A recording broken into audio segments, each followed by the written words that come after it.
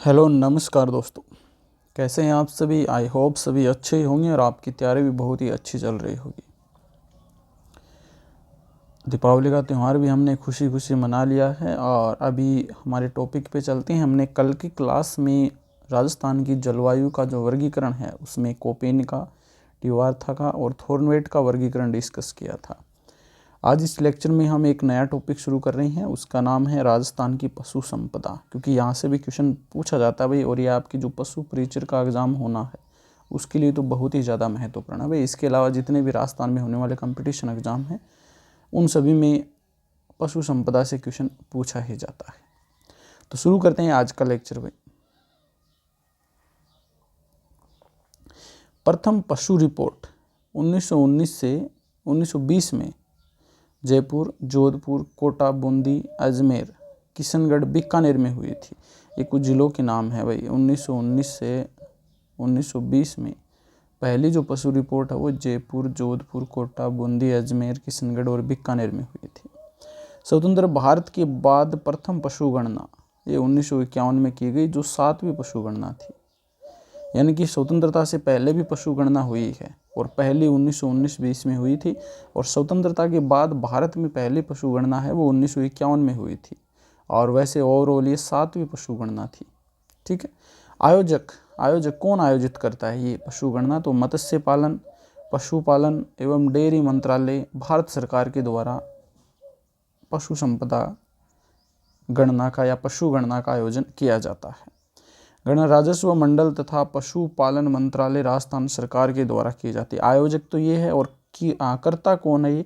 तो राजस्व मंडल तथा पशुपालन मंत्रालय राजस्थान सरकार के द्वारा की जाती है। राजस्थान की हम बात करें तो नवीनतम पशु रिपोर्ट है वो 20वीं है भाई। देखिए 1951 में 7वीं पशु गणना थी वैसे ओवरऑल, और स्वतंत्रता के बाद प्रथम पशु गणना थी। तो ये क्वेश्चन बन सकता है स्वतंत्रता के बाद पहली पशु गणना कब की गई? तो 1951 में। नवीनतम पशु गणना अब वर्तमान में 2019 में 16 अक्टूबर 2019 को जारी की गई थी। तो ये कौन सी थी भाई? 20वीं पशु गणना थी, जो कि नवीनतम है। 20वीं पशु गणना। अब 20वीं पशु गणना में पशुधन अगर पूछे आपसे तो याद रख लेना भाई 5.68 करोड़ है टोटल पशुधन है। 19वीं पशु गणना में पशुधन कितना था भाई? 5.67 करोड़ है। अब आप खुद तुलना लगा सकते हैं भाई, इसमें क्या हुई है भाई? कमी हुई है।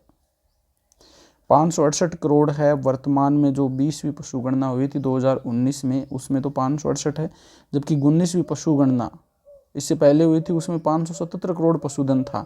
अब 577 568 इसमें क्या हुई है भाई? कमी हुई है। तो 20वीं पशु गणना में कितनी कमी दर्ज हुई है? 1.66 कमी दर्ज हुई है। 1.66% कमी है वो दर्ज हुई है 20वीं पशु गणना में। ये ध्यान में रख लेना, यहाँ से क्वेश्चन बनता है भाई। 20वीं पशु गणना में पशु घनत्व है 166, जबकि 19वीं पशु गणना में पशु घनत्व 169। तो यहाँ पर भी आपको कमी देखने को मिल रही है भाई, 3% कमी हुई है यहाँ पर। तो ये भी याद रख लेना, नवीनतम पशु गणना में पशु घनत्व में 3 की कमी हुई है भाई। 3 की कमी हुई है पशु घनत्व के अंतर्गत। राजस्थान का पशुधन की दृष्टि से देश में दूसरा स्थान है, जो देश का 10.66% पशुधन रखता है भाई। वेरी वेरी इंपॉर्टेंट है ये भी, कि राजस्थान का पशुधन की दृष्टि से देश में स्थान की बात आए तो दूसरा स्थान और 10.66% पशुधन रखता है। पहले स्थान पर कौन है भाई? वो है उत्तर प्रदेश, यूपी पहले स्थान पर, ये याद रख लेना। अब हम तुलना कर लेते हैं 20वीं पशु गणना और 19वीं पशु गणना में कौन कौन से जो पशु हैं उनकी वृद्धि हुई है, कौन से कमी हुई है। ये 20वीं पशु गणना है जो कि वर्तमान की हम बात कर रहे हैं, और ये 19वीं पशु गणना है जो पहले वाली है। तो पहले देखिए बकरी की जब बात करते हैं तो बकरी के अंदर 19वीं जो रिपोर्ट थी उसमें +1% की बढ़ोतरी हुई थी, जबकि 20वीं की हम बात करें तो 3.81 है। ये माइनस दे रखा ना, इसका मतलब कमी हुई है भाई, 3.81 कमी हुई है। गाय की हम बात करें तो 19वीं रिपोर्ट के अंतर्गत तो 9.9% वृद्धि हुई थी, लेकिन वर्तमान में 20वीं के अंतर्गत 4.4 वृद्धि हुई है। 4.4 वृद्धि हुई है। भैंस की हम बात करें तो भैंस में 19वीं रिपोर्ट में 16.9% वृद्धि हुई थी, जबकि 20वीं रिपोर्ट में 5.5 वृद्धि हुई है। इसकी तुलना में वृद्धि तो हुई है लेकिन कम हुई है। ठीक है। भेड़ों की हम बात करें तो भेड़ों की 19वीं रिपोर्ट में 18.8% कमी हुई थी भाई, 18.8% कमी हुई थी। और 20वीं रिपोर्ट में भी इसमें कमी दर्ज हुई है 12.9%। घोड़ों की हम बात करें तो घोड़ों के अंदर 48.50% वृद्धि हुई थी 19वीं रिपोर्ट में, और वर्तमान की रिपोर्ट की हम बात करें तो ये 10.8% कमी हुई है। गधों की हम बात करें तो 20.23% कमी हुई थी 19वीं रिपोर्ट में गधों में, और ये 20वीं रिपोर्ट में देखिए कितनी है, -71.31% कमी हुई है। आप खुद देख सकते हैं भाई, मतलब 71.31% कमी हुई है, तो बचा क्या है फिर गधों में। और ये सबसे बड़ा कारण है कि पहले गधों को हम काम में लिया करते थे गाड़ा वगैरह, ये जो गाड़ी वगैरह जोड़ने के लिए, इनमें तो वर्तमान में इनको काम में लेना बंद कर दिया, क्योंकि मशीनें वगैरह गाड़ियाँ वगैरह आ गई, ये ट्रैक्टर है, ये सभी काम में लेने लगे, तो इस कारण इसमें कमी दर्ज हुई है। ऊँटों की हम बात करें, यही कंडीशन ऊँटों के साथ में भाई 19वीं रिपोर्ट में 22.79% ऊँटों में कमी दर्ज हुई थी, जबकि 20वीं रिपोर्ट में 34.64% ऊँटों में कमी दर्ज हुई है। अब इसमें भी वही कंडीशन, पहले ऊँटों को हम खेतों में जोतने के लिए इनमें काम में लेते थे, लेकिन अभी वो ट्रैक्टर वगैरह काम में लेने लगे तो इनको कोई पूछता नहीं, क्योंकि वो सस्ते रहते हैं, तो इस कारण से इनकी भी कमी आने लगी है भाई। ठीक है, तो ये इनकी 20वीं रिपोर्ट है, ये 19वीं रिपोर्ट है। आगे देखिए, 20वीं पशुधन रिपोर्ट में गाय भैंस में तो वृद्धि दर्ज हुई है, जबकि बकरी, भेड़, घोड़ा, गधा, ऊंट इनमें कमी दर्ज हुई है। तो ये क्वेश्चन बन सकता है, निम्न में से 20वीं पशुधन रिपोर्ट के अनुसार किसमें कमी दर्ज हुई है, या फिर कह सकते हैं किसमें वृद्धि दर्ज हुई है। तो कमी वाले दे देगा 3 नाम और एक नाम आपका वृद्धि वाला दे देगा, तो आपको ये थोड़ा सा पता होना चाहिए। 19वीं पशुधन रिपोर्ट में बकरी, गाय, भैंस, घोड़ा में वृद्धि हुई थी भाई, इन चारों में वृद्धि हुई थी 19वीं रिपोर्ट के अकॉर्डिंग। और जबकि जो भेड़, गधा और ऊंट है, इनमें 19वीं रिपोर्ट में भी कमी दर्ज हुई थी। तो यहाँ पर कुछ इंपॉर्टेंट क्वेश्चन हैं जो ध्यान में रख लेना भाई। 20वीं पशु गणना में गायों में 19वीं पशु गणना की तुलना में कम वृद्धि दर प्राप्त हुई है। कम वृद्धि दर का मतलब समझते हो ना, किसकी बात कर रहे हैं हम, गायों की। तो गाय देखना भाई, ये वाली ये रही गाय, यहाँ पे 9.9 वृद्धि हुई थी, जबकि यहाँ पर वृद्धि तो हुई है लेकिन कम वृद्धि हुई है, ये चीज़ है भाई। इसी प्रकार देखिए 20वीं पशु गणना में भेड़ों की संख्या में 19वीं पशु गणना की तुलना में कम गिरावट हुई है। 20वीं पशु गणना में गायों की संख्या में 19वीं पशु गणना की तुलना में वृद्धि हुई है। 20वीं पशु गणना में गधों की संख्या में 19वीं पशु गणना की तुलना में दुगुने से अधिक गिरावट हुई है। अब आप देख सकते हैं भाई, गायों के अंदर है वो इसकी तुलना में क्या हुई, वृद्धि हुई है। भेड़ों में कम गिरावट हुई है 19वीं रिपोर्ट के अकॉर्डिंग, जबकि 20वीं रिपोर्ट और 19वीं रिपोर्ट की तुलना करें तो गधों के अंदर दुगुने से भी अधिक गिरावट हुई है। तो यहाँ पर चारों ही कथन सही दे रखे हैं भाई, ऑप्शन 4 तो आपका राइट हो जाएगा। ठीक, अब देखिए कितना क्या क्या प्रतिशत है देश में किस प्रकार से है वो और देख लीजिए। देखिए यहाँ पर पशु दे रखे हैं, राज्य में, देश में, स्थान दे रखा है, और यहाँ पर प्रतिशत दे रखा है। देखिए बकरी की हम बात करें तो बकरी के अकॉर्डिंग हम बात करें तो राजस्थान में पहला स्थान है भाई, देश में पहला स्थान है राजस्थान का बकरी के अंतर्गत, बकरी पशुधन में पहला स्थान है, ये 14% है राजस्थान के अंतर्गत। गायों की हम बात करें तो गायों का 6ठा स्थान है हमारे राजस्थान का, देश में 6ठे स्थान पर है भाई। गाय के अकॉर्डिंग हम बात करें 7.2% गाय हमारे राजस्थान में है। भैंस की हम बात करें तो दूसरा स्थान है राजस्थान का देश में, और 12.4% जो भैंस है वो हमारे राजस्थान में है। भेड़ों की तो अकॉर्डिंग हम बात करें तो राज्य का जो देश में स्थान है वो 4था स्थान है भेड़ों के अकॉर्डिंग, और 10.6% भेड़ें हमारे राजस्थान में हैं। घोड़ों की हम बात करें तो घोड़ों के अंदर तीसरा स्थान हमारे राजस्थान का, 9.9% घोड़े हैं भाई राजस्थान में। गधों की बात करें तो पहला स्थान है राजस्थान का, 18.9% राजस्थान के अंदर गधे हैं। ऊँटों की बात करें तो ऊँटों में भी पहला स्थान है, 84%, मतलब लगभग सभी ऊँट हमारे राजस्थान में ही हैं, तभी तो ऊँट हमारे राजस्थान का राज्य पशु है भाई।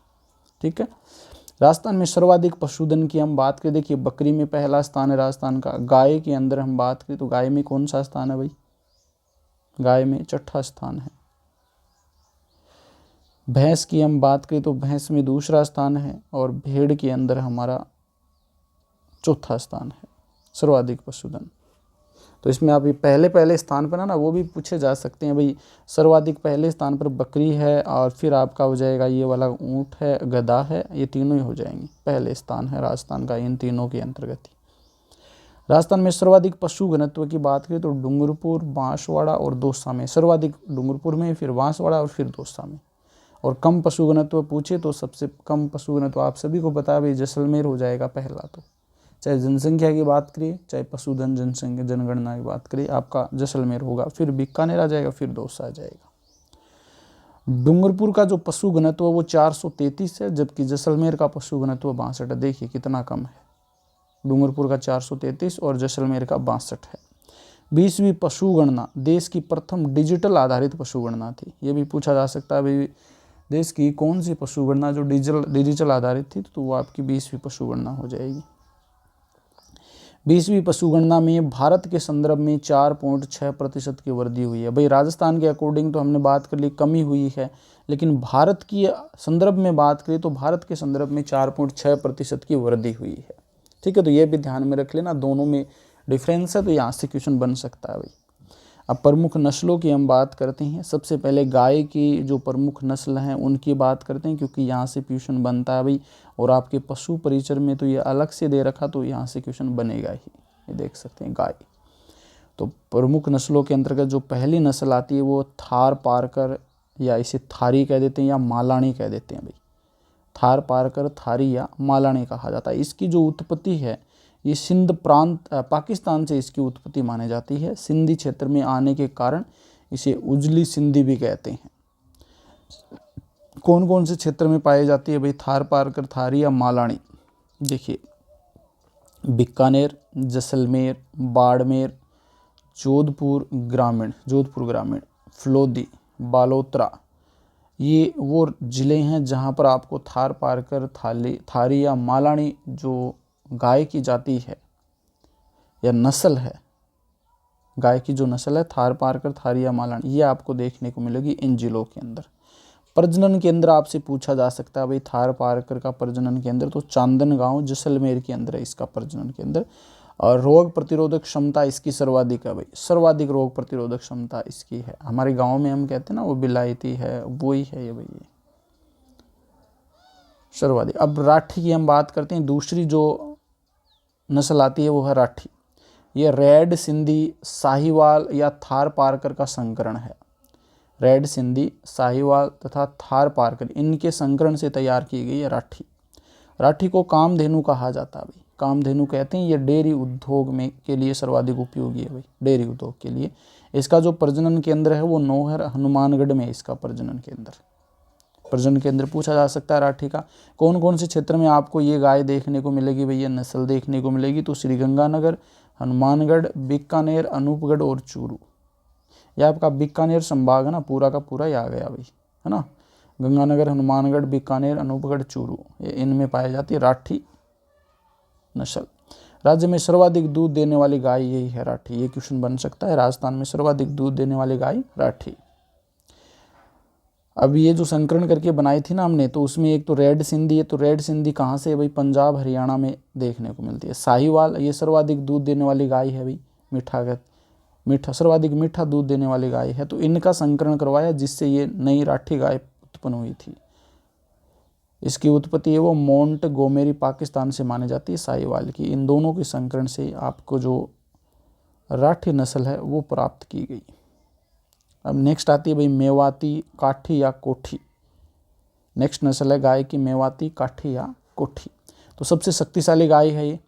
इसका जो प्रजनन केंद्र है वो भरतपुर है। और कौन से क्षेत्र में? देखिए, अलवर, भरतपुर, डींग, खैरथल, तिजारा व बहरोड।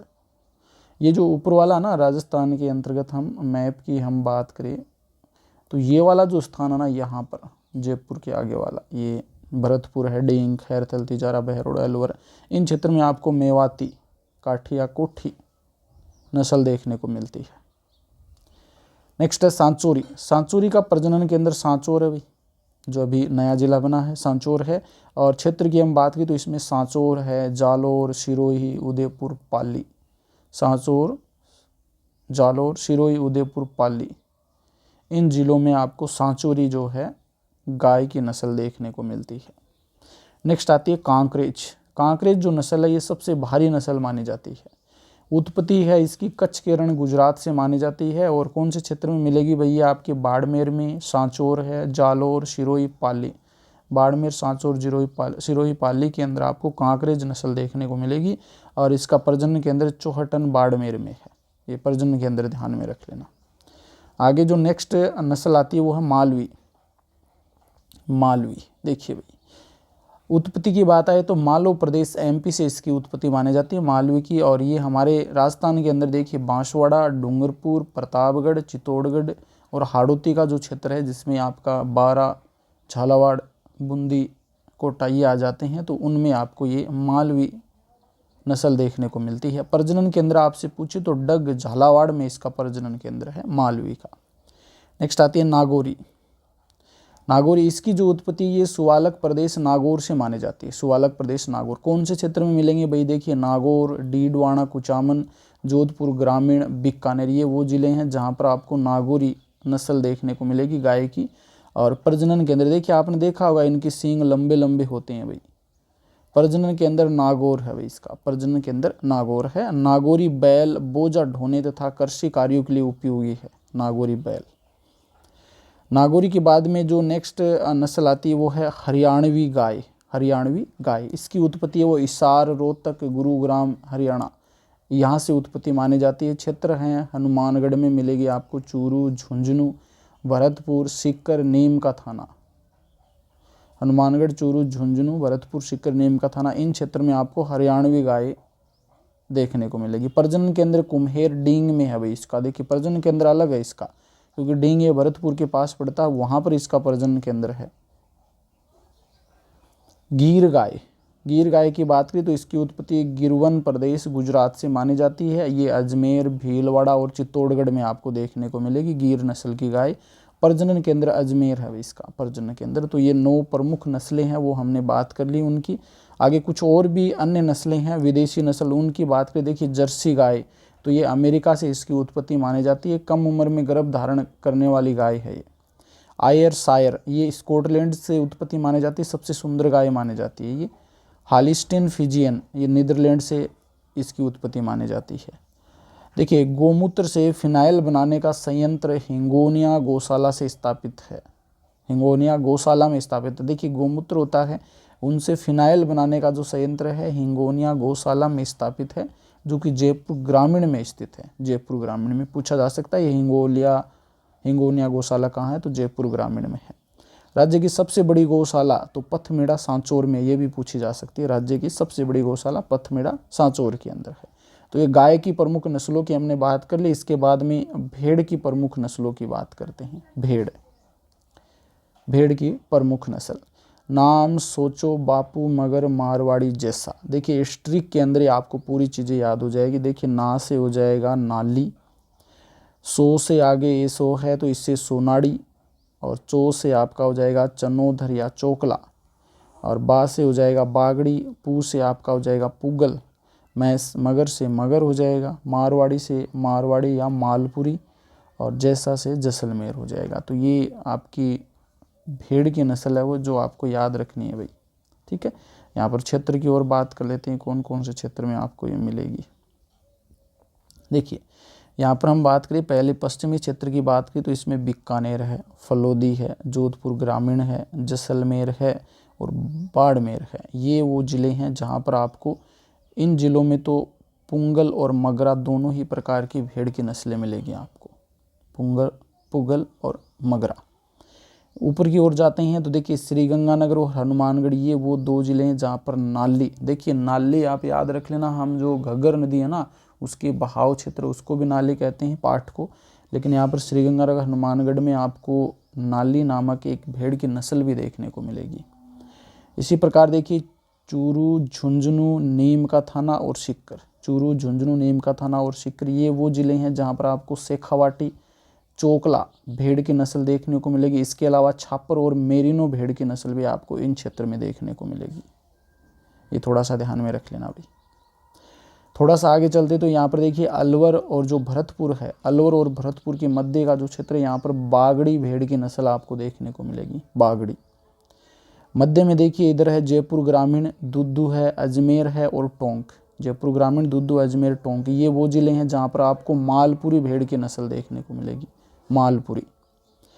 यहाँ पर देखिए नीचे की तरफ जो साउथ वाला भाग है, दक्षिण वाला भाग है, वहाँ पर देखिए उदयपुर, चित्तौड़गढ़,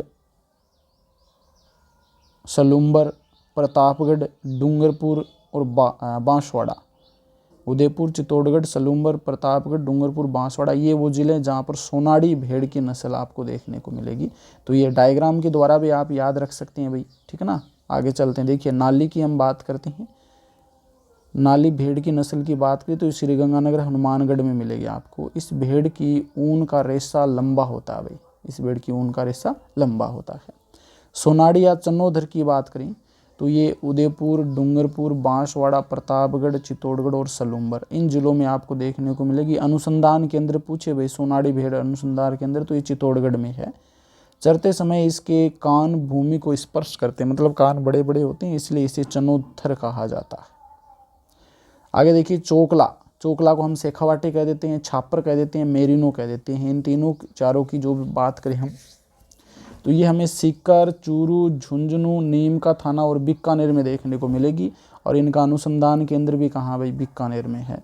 मेरिनो ऑस्ट्रेलिया में पाई जाने वाली भेड़ है, जिसकी तुलना चोकला भेड़ से करते हैं भाई, ठीक है, तो ये ध्यान में रख लेना। आगे आती है बागड़ी। बागड़ी जो भेड़ की नस्ल है, ये आपको बहरोड, अलवर, भरतपुर, डींग, इन क्षेत्र में आपको देखने को मिलेगी। बहरोड है, अलवर, भरतपुर, डींग।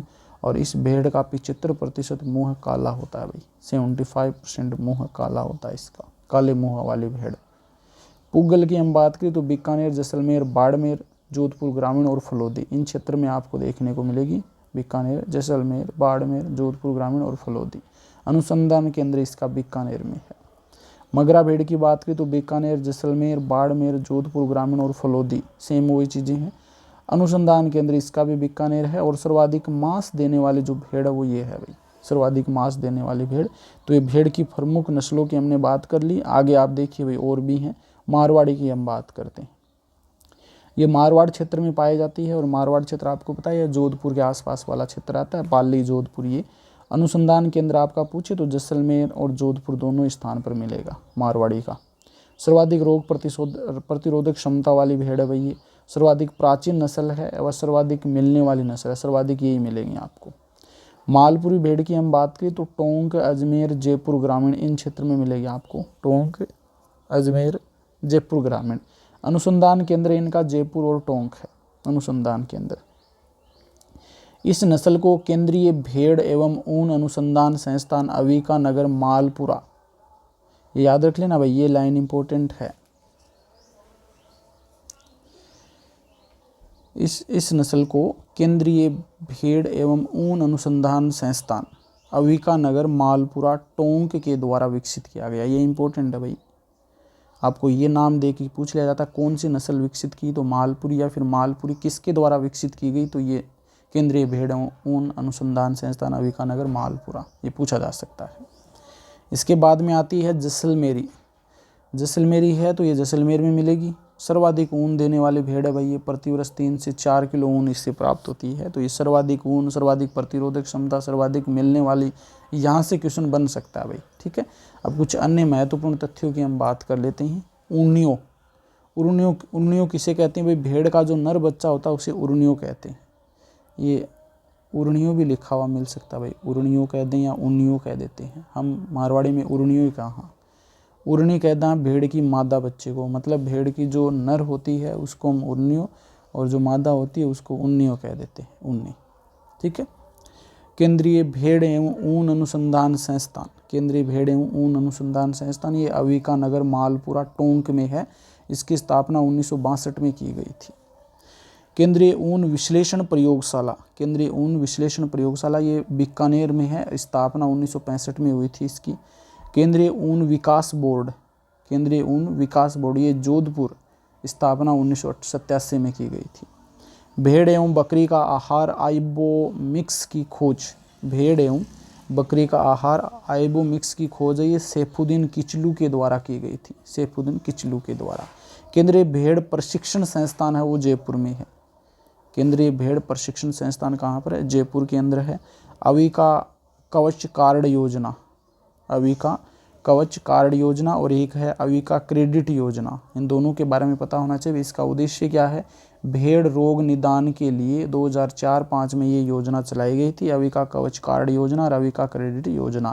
क्वेश्चन पूछा जा सकता है किससे संबंधित है? तो भेड़ों से संबंधित है भाई, भेड़ रोग निदान के लिए। ठीक है, तो ये भेड़ों से संबंधित जितनी भी नस्लें थी उनकी हमने बात कर ली है। अब हम नेक्स्ट बात करते हैं बकरी की प्रमुख नस्लें। बकरी की प्रमुख नस्लों की बात करें, देखिए देख सकते हैं आप बकरी, उपनाम देखिए चलता फिरता फ्रीज है, गरीब की गाय कहते हैं इसको, छायली या टाट कहा जाता है। ट्रिक देखिए भाई, अजब सी मार सेलो पर, अजब सी मार सेलो पर, तो ऐसे आपका हो जाएगा अलवरी, जैसे आपका जमुनापुरी, बै से बारबरी, सी से सिरोही, मार से मारवाड़ी, से शेखावाटी, लो से लोही और पर से पर्वतश्री। ये बकरी की नस्लें हैं जो आपको याद रखनी है। कहाँ कहाँ पर मिलेगी भाई देख लीजिए आप। देखिए ये मारवाड़ी है ना, ये आपका जैसलमेर, बाड़मेर, जोधपुर वगैरह ये जो क्षेत्र है यहाँ पर मारवाड़ी आपको बकरी की नस्ल मिलेगी। इधर ये जो आपका बीकानेर, अनूपगढ़ और श्रीगंगानगर, हनुमानगढ़ वाला क्षेत्र, यहाँ पर लोही बकरी की नस्ल मिलेगी। ये जो शेखावाटी है तो ये आपका शेखावाटी क्षेत्र में ही मिलेगी। इधर अलवरी, तो अलवरी देखिए यहाँ पर, जकराना सर्वाधिक दूध वाली हम मानते हैं इसको अलवरी, यहीं पे आपको जकराना जो है, और पर्वतश्री ये आपका अजमेर और नागौर जो क्षेत्र है वहाँ पर। इधर बारबरी की हम बात करें तो धौलपुर और ये करौली वाला क्षेत्र यहाँ पर सबसे सुंदर मानी जाती है, सर्वाधिक प्रजनन क्षमता भी इसी के वे बारबरी की। इधर जमुनापुरी देखिए तो ये विशालकाय है, जादुई बकरी मानते हैं, ये आपका झालावाड़ के अंदर। इधर सिरोही के अंदर आपको सिरोही बकरी देखने को मिलेगी। अब देखिए भाई एक एक करके हम बात करते हैं। निम्न में से असंगत है, देखिए मारवाड़ी है ये पश्चिम में है, बिल्कुल सही है भाई।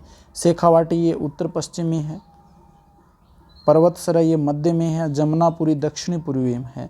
तो शेखावाटी जो है ये उत्तर पश्चिम में न होकर के उत्तर पूर्व में है भाई। ये देखिए ये वाला भाग है, पश्चिम तो ये हो जाता, ये इधर वाला होगा, उत्तर पूर्व में है शेखावाटी जो है, तो ये असंगत हो जाएगा। अब एक एक करके हम सभी की बात करते हैं। देखिए अलवरी, जकराना और जखराना ये जो है ये आपके कौन से क्षेत्र में मिलेगी ये बकरी? तो ये बहरोड, अलवर, खैरथल, तिजारा, डींग, भरतपुर। अलवरी, जकराना, जाखराना ये देखिए बहरोड, अलवर, खैरथल, तिजारा, डींग, भरतपुर में देखने को मिलेगी। सर्वाधिक दूध देने वाली बकरी है भाई, ये सर्वाधिक दूध देने वाली बकरी है। जमुनापुरी, जमुनापुरी है तो ये आपकी कोटा, बूंदी, बारा, झालावाड़ यानी कि ये हाड़ौती क्षेत्र में पाई जाती है, हाड़ौती क्षेत्र में मिलेगी आपको जमुनापुरी। विशालकाय जादुई नस्ल है। बारबरी सफ़ेद बकरी है ये बारबरी, कहाँ पर मिलेगी आपको? ये भरतपुर, धौलपुर, करौली, सवाई माधोपुर, भरतपुर, धौलपुर, करौली, सवाई माधोपुर क्षेत्र में आपको बारबरी नस्ल मिलेगी। बकरी की सबसे सुंदर नस्ल है भाई ये, सर्वाधिक प्रजनन क्षमता होती है इसकी, जुड़वा बच्चे तथा शहरी नस्ल के नाम से जानी जाती है। देखिए ये सर्वाधिक प्रजनन क्षमता पूछी जा सकती है बारबरी नस्ल। सिरोही, सिरोही के अंदर देखिए भाई सिरोही, उदयपुर, जालोर, सांचौर ये वो क्षेत्र है, सिरोही, उदयपुर, जालोर, सांचौर, जहाँ पर सिरोही नस्ल बकरी की मिलेगी। सबसे बाहरी नस्ल है ये, सबसे बाहरी नस्ल। आगे देखिए मारवाड़ी, तो मारवाड़ी ये मारवाड़ क्षेत्र में मिलेगी। बीकानेर, जैसलमेर, बाड़मेर, जोधपुर ग्रामीण, फलोदी, बालोतरा, सिरोही। बीकानेर, जैसलमेर, बाड़मेर, जोधपुर ग्रामीण, फलोदी, बालोतरा, सिरोही इन क्षेत्र में आपको मारवाड़ी नस्ल मिलेगी। बकरी की सर्वाधिक प्रतिरोधक क्षमता है भाई इस बकरी की। शेखावाटी की, तो शेखावाटी क्षेत्र में सीकर, चूरू, झुंझुनू, नीम का थाना, इनमें आपको शेखावाटी नस्ल मिलेगी बकरी की। बकरी का काजरी के वैज्ञानिकों ने अनुसंधान किया इस बकरी का, और ये बिना सींग वाली बकरी है भाई शेखावाटी में जो पाई जाती है। पर्वतश्री नागौर, डीडवाना, कुचामन, जोधपुर ग्रामीण और बीकानेर में मिलेगी पर्वतश्री, और यह नस्ल हरियाणा तथा पंजाब की बीटल बकरी की नस्ल है तथा सिरोही नस्ल के संकरण से। देखिए हरियाणा और पंजाब की बीटल बकरी की नस्ल और सिरोही की नस्ल है, इनका संकरण करवा के पर्वतश्री नस्ल तैयार की गई है। लोही, लोही है ये श्रीगंगानगर, हनुमानगढ़, बीकानेर, अनूपगढ़ में मिलेगी। सर्वाधिक मांस देने वाली बकरी है ये लोही। कुछ अन्य हैं, देखिए इसके अंतर्गत बकरी प्रजनन फोरम पूछा जा सकता है, तो रामसर अजमेर में है ये बकरी विकास एवं चारा उत्पादन केंद्र 1981-1982 में स्विट्जरलैंड के द्वारा स्थापित किया गया। बकरी प्रजनन फोरम।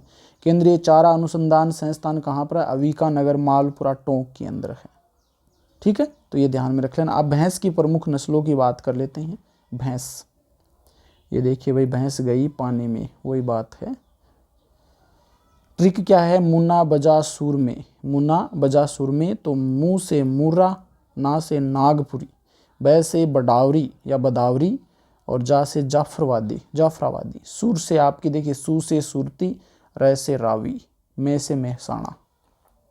ये आपकी भैंस की प्रमुख नस्लें हो जाएंगी। और इसमें कहाँ कहाँ पर है देख सकते हैं आप। रावी जो नीली भैंस हम बोलते हैं, ये आपकी हनुमानगढ़ श्रीगंगानगर में देखने को मिलती है। ये वो जो क्षेत्र है, जो पूर्वी क्षेत्र है राजस्थान का, उसमें आपको मूरा, खुंडी या भदावरी जो नस्ल है वो देखने को मिलेगी।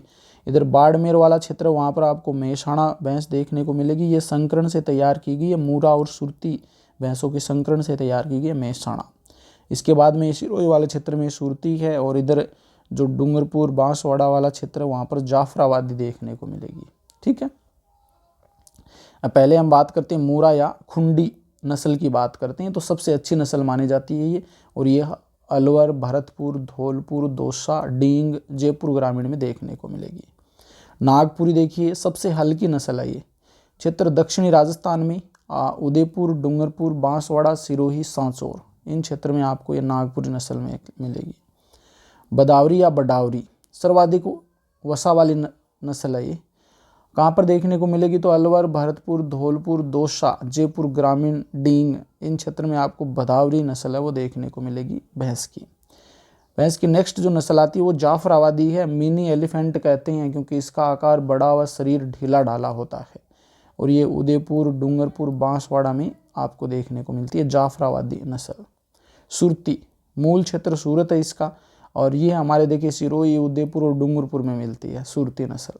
रावी, इसे नीली भी कह देते हैं, ये मूल है रावी नदी के क्षेत्र में आपको देखने को मिलती है, लेकिन राजस्थान में ये श्रीगंगानगर, हनुमानगढ़ में पाई जाती है। मेहसाणा सबसे लंबा दुग्ध काल है भाई इसका, सर्वाधिक दुग्ध देने वाली नस्ल भी कह सकती हैं, और ये मूरा व सुरती नस्लों के संकरण से तैयार की गई है मेहसाणा, और ये बाड़मेर, सांचौर और सिरोही में मिलेगी आपको, इन जिलों में पाई जाती है मेहसाणा। तो ये भैंसों की नस्ल हो गई प्रमुख। अब आगे हम ऊँट की प्रमुख नस्लों की बात कर लेते हैं। ऊँट की प्रमुख नस्ल, राजस्थान का जहाज या रेगिस्तान का जहाज भी कहते हैं, राजस्थान का राज्य पशु भी कहा जाता है, 2014 में घोषित किया गया था इसकी।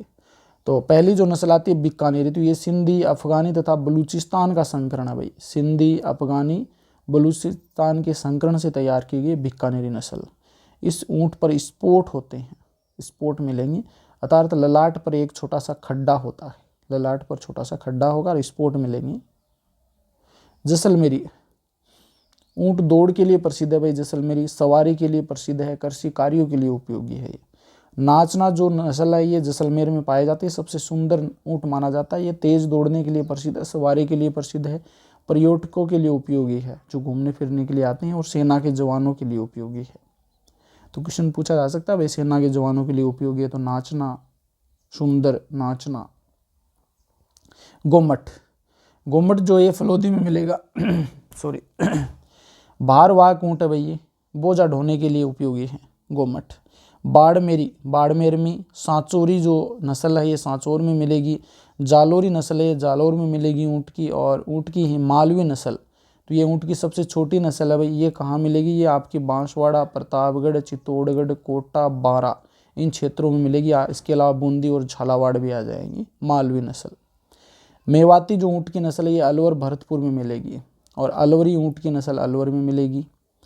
खराई तथा कच्ची ऊँट की नस्ल दलदली क्षेत्र में पाई जाती है।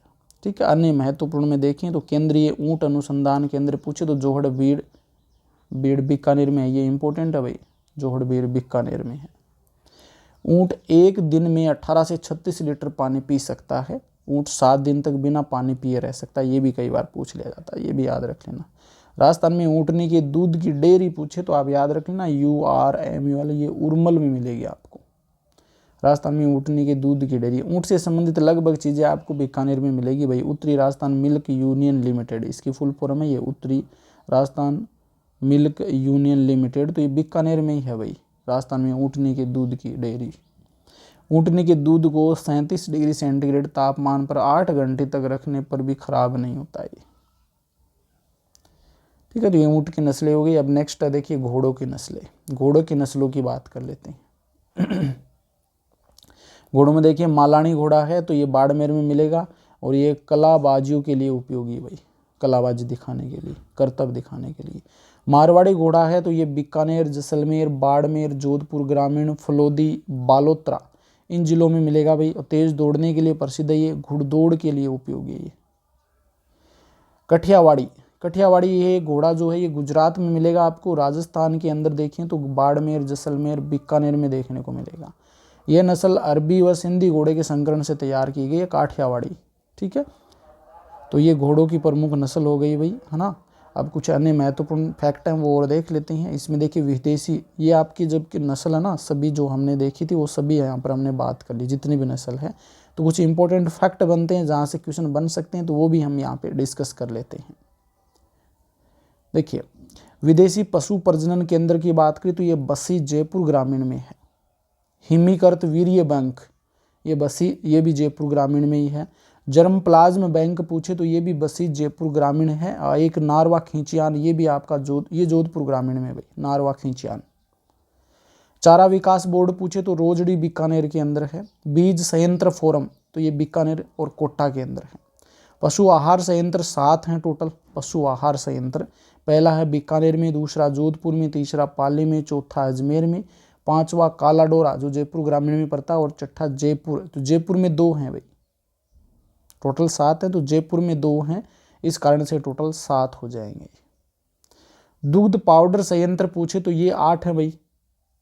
पहला अलवर में, दूसरा गोविंदगढ़ जयपुर ग्रामीण में है, जयपुर, तीसरा अजमेर में, चौथा भीलवाड़ा में, पांचवा भीलवाड़ा में, छठा जालोर के अंदर है, 7वां श्रीगंगानगर, 8वां बीकानेर। तो ये 8 दुग्ध पाउडर संयंत्र केंद्र हैं। 8 दुग्ध टेट्रा पैक संयंत्र, दुग्ध टेट्रा पैक संयंत्र ये जयपुर के अंदर स्थापित किया गया। अब सर्वाधिक और कम पूछ ले आपसे जिलों के अंदर, तो देख लेना भाई यहाँ पर पशु, यहाँ पे सर्वाधिक पशु कौन से जिले में है और सबसे कम पशु कौन से जिले में है। पहले हम बकरी की बात करें तो सर्वाधिक बकरी आपको बाड़मेर में मिलेगी, वैसे बकरी वैसे बाड़मेर, और धौलपुर में देखिए सबसे कम बकरी देखने को मिलेगी। गायों की हम बात करें तो गाय सर्वाधिक उदयपुर में है, सबसे कम धौलपुर में है। भैंस की हम बात करें तो सर्वाधिक जयपुर के अंदर है और सबसे कम जैसलमेर में है। भेड़ की हम बात करें तो सर्वाधिक बाड़मेर में है भेड़, जबकि सबसे कम बांसवाड़ा के अंदर है। घोड़ों की बात करें तो सर्वाधिक बीकानेर के अंदर है, सबसे कम डूंगरपुर में मिलेंगे घोड़े। गधों की हम बात करें तो सर्वाधिक बाड़मेर में है गधे और सबसे कम टोंक में है। ऊँट जो हैं सर्वाधिक जैसलमेर में है, सबसे कम प्रतापगढ़ में है। सूअर सर्वाधिक है भरतपुर में और सबसे कम डूंगरपुर में है। और मुर्गी की बात करें तो सर्वाधिक अजमेर में है और सबसे कम डूंगरपुर में। यहाँ से भी क्वेश्चन बन सकता है भाई, सर्वाधिक और सबसे कम पूछा जा सकता है। राज्य में अंडों की टोकरी किसे कहते हैं? राज्य में अंडों की टोकरी अजमेर को कहा जाता है। सर्वाधिक देसी नस्ल की मुर्गियाँ कहाँ मिलेगी? तो बांसवाड़ा में मिलेगी देसी नस्ल की मुर्गियाँ। मुर्गियों से संबंधित कड़कनाथ योजना की शुरुआत कहाँ से की गई? तो बांसवाड़ा में की गई है इसकी योजना की शुरुआत। कुक्कुट प्रशिक्षण केंद्र ये अजमेर के अंदर है, इसकी स्थापना 1988 में की गई कुक्कुट प्रशिक्षण केंद्र। राज्य में सर्वाधिक देसी नस्ल की मुर्गियां आपसे पूछे तो देखिए असील और वर्षा, ये देसी नस्ल की मुर्गियां हैं, तो नस्ल आपसे पूछ ली जाती है देसी, असील और वर्षा। राजस्थान में सर्वाधिक विदेशी नस्ल की मुर्गियां पूछे तो वो टोगनबर्ग हो जाएगी, विदेशी टोगनबर्ग और देसी असील और वर्षा। मुर्गियों में रानीखेत रोग होता है भाई, सामान्यतः हम बात करें तो रानीखेत रोग देखने को मिलता है मुर्गियों में। मुर्गी का मांस है, इसे चिकन कहा जाता है। बकरी के मांस को चेवणी कहते हैं, बकरी के मांस को चेवणी कहते हैं। सूअर के मांस को गोश्त कहते हैं। गाय व भैंस के मांस को बीफ कहा जाता है और भेड़ के मांस को मटन कहते हैं भाई। ठीक है। राज्य में पशुपालन विभाग की स्थापना कब की गई? तो ये 1957 में पशुपालन विभाग की स्थापना की गई। तो यहाँ से भैया आपका ये वाला टॉपिक भी कंप्लीट होता है। नेक्स्ट क्लास में हम नेक्स्ट टॉपिक को करेंगे। आज इस क्लास के अंदर हमने पशु संपदा को कंप्लीट कर लिया है। Thank you.